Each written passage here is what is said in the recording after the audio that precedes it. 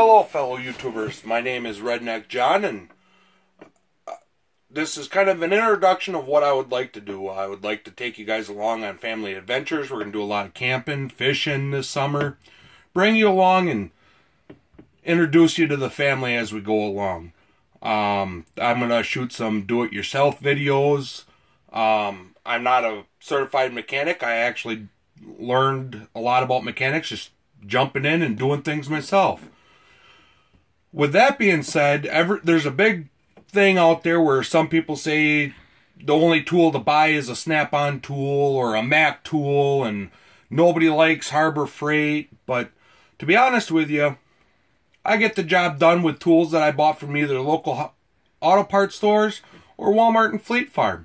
If a bolt gets too hard to break loose, I break it loose with my $20 breaker bar. I don't think anybody should be able to, if you're not a full-time mechanic and you're just doing stuff at your house, I just can't see justifying spending $200 and some for a ratchet from Snap-on just because they're harder to break.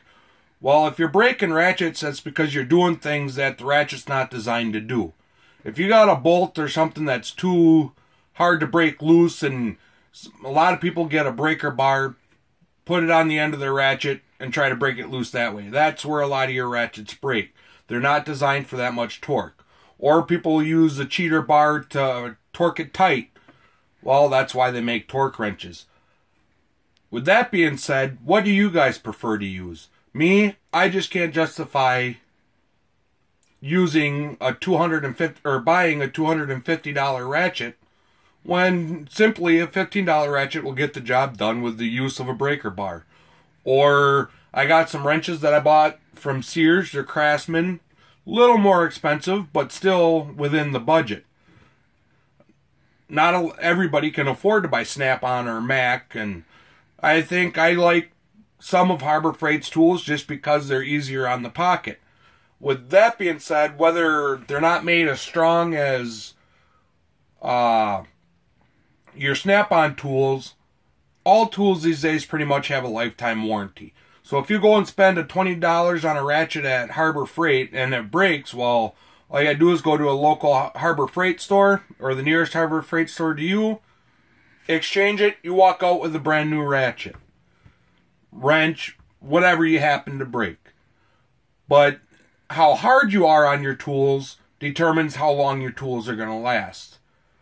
So just comment below on what tools you prefer to use, or if you can get by just using the cheaper tools, just by using a combination of different tools for the same job.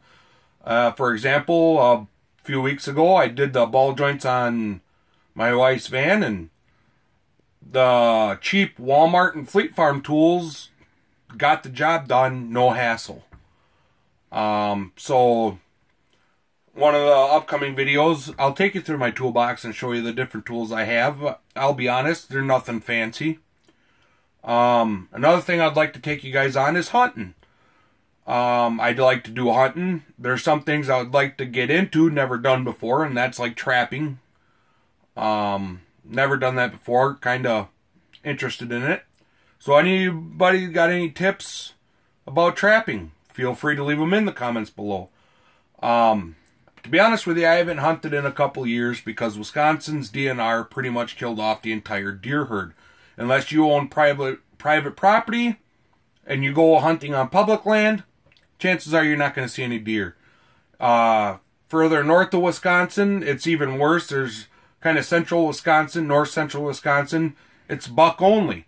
There's some areas of Wisconsin that they don't have hunting at all because the deer herd's so low. So if I do any hunting, I probably go into the buck only area where there's still a little bit more deer herd. Down here in southern Wisconsin, they had a lot of the CWD to where the herd was just annihilated. So hopefully I can get on some kind of hunt that I can take you guys along, and never know, hopefully we shoot a deer.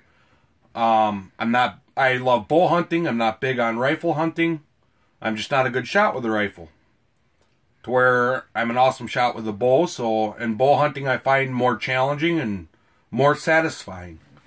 Whether you like to bow hunt or rifle hunt, leave that in the comments below. My family and I plan on doing a lot of fishing. Hopefully we can take you along on some fishing trips we go on. We're going to do a lot of camping. Hopefully get a lot of footage of this summer and just have a lot of fun.